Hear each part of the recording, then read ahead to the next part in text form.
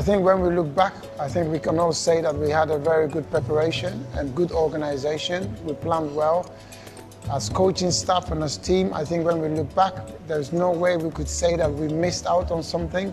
I think going to Abu Dhabi as part of the planning and preparation for the World Cup was excellent. Getting the players to get used to the weather, the different culture and the heat, as well as getting to know the style of play.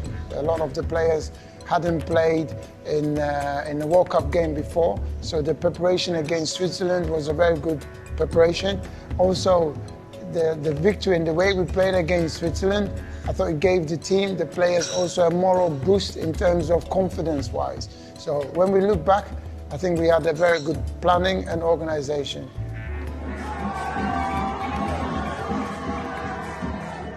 I thought if you look at it, we performed well as a team, well enough in every game. If you look at the game against Portugal, I thought the team was very compact, very solid. Everybody gave its all. And we all know that if the penalty wasn't given, then perhaps things could have been different. But you have to accept that, that's football. You have to move on from that, and we did so. I thought the game against South Korea was outstanding. The players showed so much character in that game, leading 2-0 and then conceding 2 goals to then find the courage to come back and still win the game.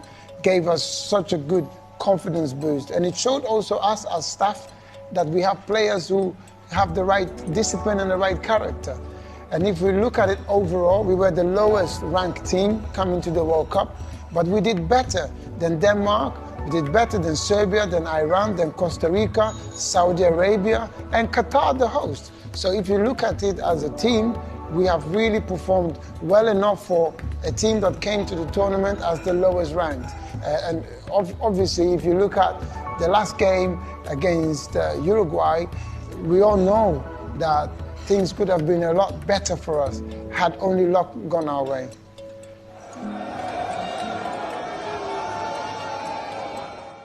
I think the news I'm getting and the feeling I'm getting, the feedback I'm getting, or we are getting as a team, is that overall everybody back home and the fans that came here, they feel that the team really gave their all. In every game, we never died.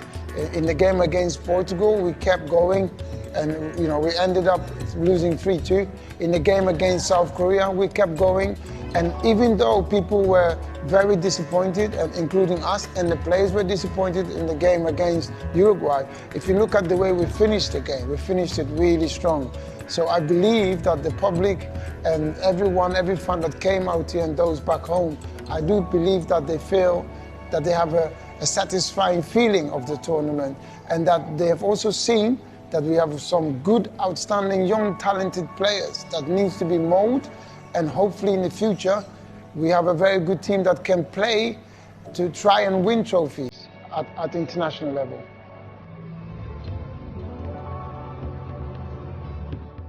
Yeah, well, it's one of those, the what ifs, and hindsight is a beautiful thing.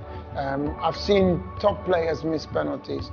I've seen players missing penalties at World Cups, at Champions League finals, at UEFA Cup finals, club level. So it can happen. I think for us as a team, where we find it difficult to deal with is the fact that what happened after the penalty.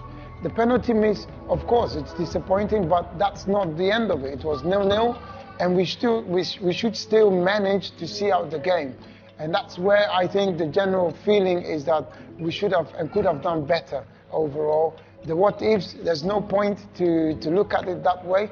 I would rather like to look at it in a positive way, that we finished the game in a very strong manner, and the general public and everybody could see that Ghana have some outstanding players.